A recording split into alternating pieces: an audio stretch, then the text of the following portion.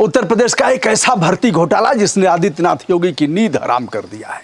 ऐसा कलंक जिसे धुलने के लिए कोई भी साबुन काम नहीं कर रहा है। यह कलंक उत्तर प्रदेश के मुख्यमंत्री आदित्यनाथ योगी पर है।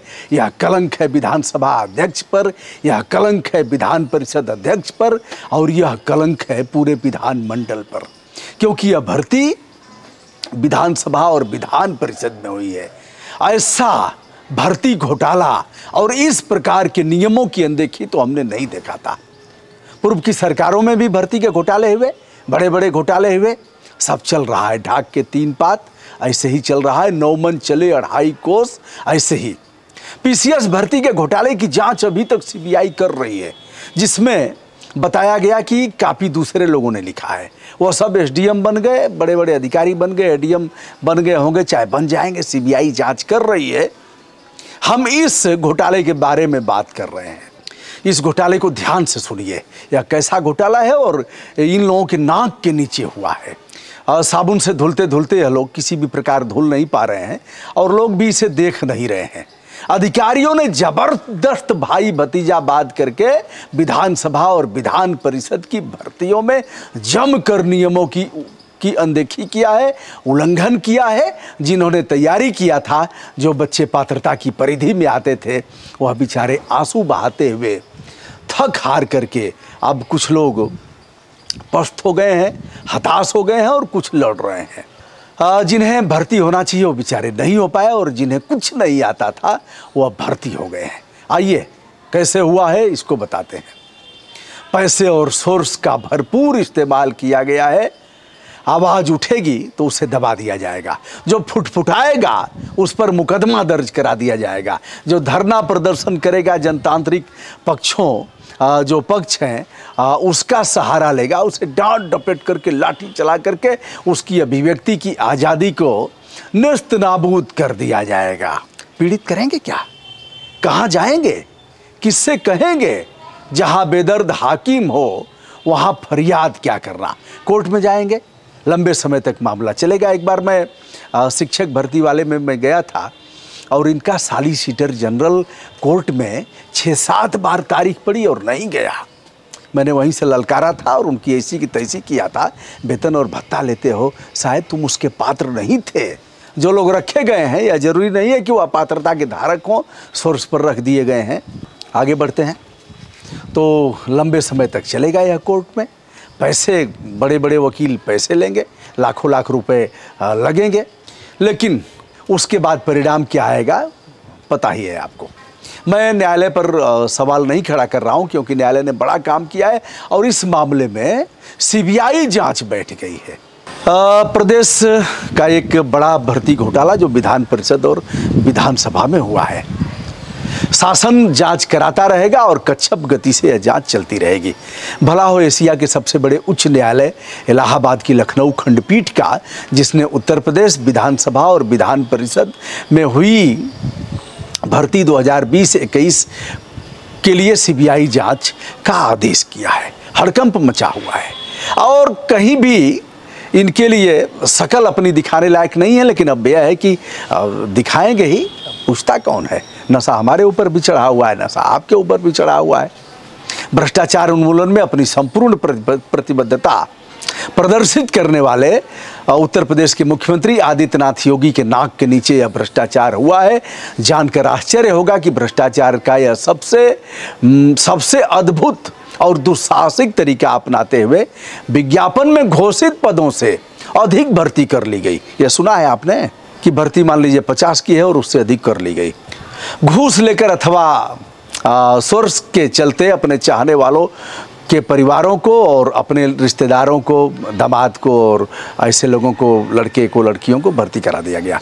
अंकों में काफ़ी फेरबदल हुआ, कूट रचना की गई। भर्ती परीक्षा में जिन एजेंसियों को दिया गया था यह काम, उसके पात्रता के धारक वो थे ही नहीं, और उनके कैंडिडेट भी, उन एजेंसियों के कैंडिडेट भी इसमें पास हो गए। उत्तर प्रदेश विधानसभा एवं विधान परिषद सचिवालय में कार्यरत अफसर, शासन में बैठे अधिकारियों के परिजनों को भी नौकरी मिल गई। मेहनत करने वाले प्रतिभागी मायूस होकर रोते रह गए। चलिए हम पूरी भर्ती के बारे में आपको बताते हैं। 7 दिसंबर 2020 को विज्ञापन जारी होता है विधानसभा तथा विधान परिषद में भर्तियों के लिए।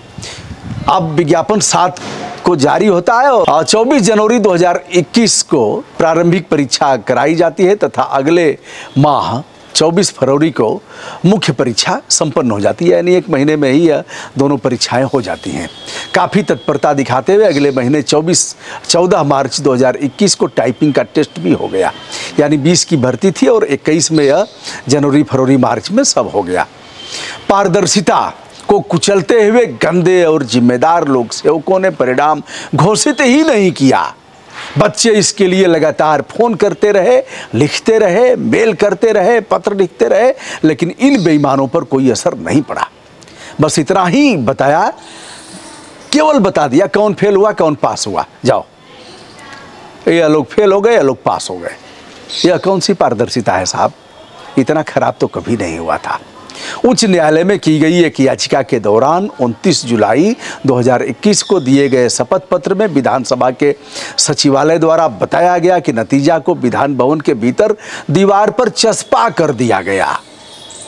मुझे नहीं पता आप कभी विधान भवन में गए हैं कि नहीं गए हैं, आप जा ही नहीं सकते, और वहां चस्पा किया गया, भीतर की दीवारों पर चस्पा किया गया। अरे मतलब इच्छा तो यह कर रही है, अब शर्म नहीं है साहब, इनको कूट कूट करके, मतलब मैं मारने की बात नहीं कर रहा हूँ, कलम ऐसे चलाया जाए कि इनको पानी न मिले, पानी फेंक दें। या कौन करेगा? पावर है नहीं, कोई विधायक और विधान परिषद का सदस्य इस मामले पर आवाज़ नहीं उठा रहा है, सब खामोश है। अमिताभ ठाकुर जैसे लोग हैं तो पीट के फैला दिए जाएंगे, जेल में बंद कर दिए जाएंगे, कहेंगे यार ये सब प्रॉब्लम क्रिएटर है, इसका काम ही है ऐसे करता रहता है। जो ऐसे मामला उठाएगा ना उसको प्रॉब्लम क्रिएटर कह करके ऐसे ही समस्या पैदा करने वाला।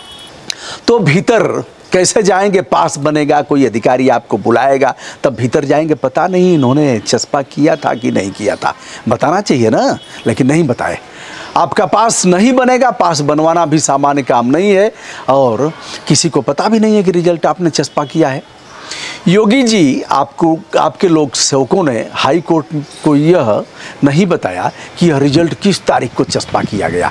जो हाई कोर्ट में बताया है इन लोगों ने, इसकी जानकारी नहीं दिया कि हमने चस्पा कब किया था।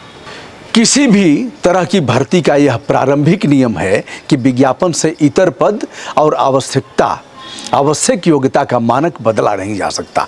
जितने पद हैं उतने पर ही भर्ती होगी और जो मानक है तो मानक में कोई छेड़छाड़ नहीं होगी। विधानमंडल के भीतर हुई भर्तियों के विज्ञापन में जिक्र किया गया था कि सहायक समीक्षा अधिकारी, जिसे ARO कहते हैं, 53 पदों के लिए भर्ती होगी, जबकि 56 लोगों को भर्ती कर लिया गया। अब साहब ले चलते हैं, एक बार लालू को भी पीछे छोड़ दिया इन्होंने, लालू यादव को। आप कहेंगे ना कि ये कई तरफ आप इन्हीं को ट्रोल करते हैं, मैं ऐसी की तैसी जो भी है अपने ठीक रह करके करूँगा, अपने ठीक नहीं रहूँगा तो यह जुबान निकलेगी नहीं, यहाँ से भीतर भीतर दब जाएगी, कलेजा नहीं रहेगा कि आपको हल। लालू यादव, चलिए वीडियो लंबा होगा, लालू यादव को हम बाद में ले आएंगे कि कैसे इन्होंने एक लड़के को नायब तहसीलदार बना दिया। आप अगर जानना चाहेंगे तो इसे हम कर देंगे। दोस्तों, यह सामान्य चूक नहीं है कि भर्ती होती उत्तर प्रदेश के मुख्यमंत्री, मुख्य सचिव और शासन में बैठे हुए नुमाइंदाओं के नाक के नीचे। अच्छा होता कि इसके लिए प्रदेश और देश की जनता से ये लोग माफ़ी मांगते, लेकिन शर्म जैसे शब्द इनके शब्दकोश में नहीं है और शर्म जैसे शब्द इसके ऊपर के हैं, नीचे वह चीज़ें नहीं हैं। अब बड़े खेल की बात करते हैं। टाइपिंग टेस्ट में 225 शब्दों को टाइप करना था। यदि अभिलेखों का अवलोकन करें तो अभ्यर्थियों को 200 से ज़्यादा मार्क्स दिए गए। उदाहरण के तौर पर संजीव कुमार की मूल कॉपी में 37 शब्द टाइप किए गए, जिसमें 19 सही और 18 गलत थे, लेकिन बाद में कूट रचना, फ्रॉड को अंजाम देते हुए, नीचता की हद पार करते हुए 157 शब्दों की संख्या दर्शाई गई, जिसमें 155 सही किए गए। पता नहीं दो बेचारे भूल करके ऐसे कर दिए होंगे। 157 में 155 टाइपिंग सही थी और 2 गलत बताए गए। कमल कैंथोला 58 शब्द ही टाइप कर पाए थे, जिसमें 34 सही थे और 24 गलत हैं। बाद में इनकी शब्द संख्या 155 दिखाकर 152 शब्दों को सही ठहराते हुए गंगा स्नान करा दिया गया। ऐसे ही अशोक कुमार हैं। अशोक कुमार मात्र 6 शब्द ही टाइप कर पाए थे, जिसमें 2 गलत तथा 4 सही थे। उनके शब्दों की संख्या 136 दिखा करके बैतरणी पार करा दिया गया। जियो शेर चपे रहो। हाँ, ऑफिशियल सीक्रेट एक्ट अंग्रेजों के समय में लागू था, किंतु इन बेईमानों ने विधान परिषद में हुई भर्तियों को गोपनीयता की दलील देकर अपने चोरी को छुपाने का पुरजोर प्रयास किया गया। यह इसे गोपनीय रखा जाए। जो अभ्यर्थी परीक्षा में सफल नहीं हुए, उन्हें उन अयोग्य लोगों में से कुछ लोगों को चयनित कर लिया गया। जो फेल हुए थे उसमें से चयनित किया गया। ऐसा भी काम इन लोगों ने किया। विधानसभा सचिवालय में हेराफेरी का खुलासा हुआ। कोर्ट ने सीबीआई जांच बैठा दिया, लेकिन अभी भी उच्च सदन विधान परिषद में जो 100 की संख्या में भर्तियां की गई हैं, उसकी स्पष्ट जानकारी अभी तक नहीं दी जा रही है। जिस कंपनी को भर्ती करने का ठेका दिया गया वह मात्र 1 साल पुरानी थी। यह भी नियमों की अनदेखी की गई है। परीक्षा कराने वाली छात्र शक्ति इंफ्रो सॉल्यूशन प्राइवेट लिमिटेड 8 मार्च 2019 को बनाई गई थी और अगले ही साल उसे विधानसभा सचिवालय में भर्ती कराने की जिम्मेदारी दे दी गई। उच्च न्यायालय ने परीक्षा कराने वाली दोनों कंपनियों की निष्ठा शुचिता को काफ़ी संदिग्ध माना है और राज्य सरकार को आदेश दिया है कि इन दोनों कंपनियों को भविष्य में किसी भर्ती का काम न दिया जाए। फिलहाल नियम को ताक पर रखते हुए जैसा कि प्रावधानित है कि कंपनियों के परिवार और नज़दीकी रिश्ते के लोग भर्ती के लिए आवेदन किए थे और उनको भी उपकृत कर दिया गया। नियमों को तार तार करते हुए बड़े बड़े लेख शुचिता भ्रष्टाचार उन्मूलन की बात करने वाले विधानसभा के तत्कालीन अध्यक्ष हृदय नारायण दीक्षित साहब, आप लेख पढ़ेंगे दैनिक जागरण और अन्य समाचार पत्रों में आता है। क्या लेख दिए साहब, क्या खूबसूरत वर्णन करते हैं। इतना बढ़िया विवेचन कि आपकी तबीयत खुश हो जाएगी। आपको लगेगा कि क्या ऐसे लोग अभी इस देश में हैं क्या। साहब उन्हीं के समय में भर्ती हुई है। और विधान परिषद के सभापति थे रमेश यादव और इन भर्तियों की पड़ताल अब सीबीआई के जिम्मे है। देखना होगा क्या होता है इन भर्तियों में और दोषियों पर किस प्रकार की कार्रवाई होती है। याचिकाकर्ता विपिन कुमार सिंह को ढेर सारी शुभकामनाएं और जो 2 न्यायमूर्ति हैं उनके लिए भी बधाई शुभकामना कहा नहीं जा सकता और वो लोग कैमरे के सामने आ भी नहीं सकते, लेकिन अच्छे काम की प्रशस्ति को तो करना ही पड़ेगा। अभी भी समय है। योगी जी अलग से एसआईटी गठित करवा दीजिए ना, वो हाई कोर्ट का चलता रहेगा, उस पर रोक नहीं है। उसके पहले ही आप अपनी एसआईटी गठित करवा के रेल दीजिए, कर दीजिए कार्रवाई। आपके समय का है।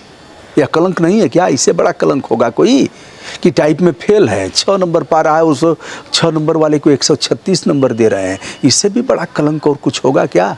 हमारा काम है, हम आपके विरोधी नहीं हैं, हम समालोचक हैं, हम निंदक भी नहीं हैं। हम केवल निंदा करना हमारा काम नहीं है, समालोचना करना हमारा काम है।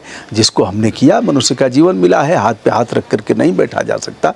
तो आज विधानसभा और विधान परिषद की इन भर्तियों पर हमारा यह वीडियो, उम्मीद करता हूं कि प्रदेश के मुख्यमंत्री जी इस पर ज़रूर एक्शन लेंगे, कड़ा एक्शन लेंगे, ऐसा एक्शन लेंगे कि इनकी कई पीढ़ियां याद करेंगी। जैसा कि वही कहते हैं, मैं थोड़ी कह रहा हूं। प्रणाम, नमस्कार, शुभकामना।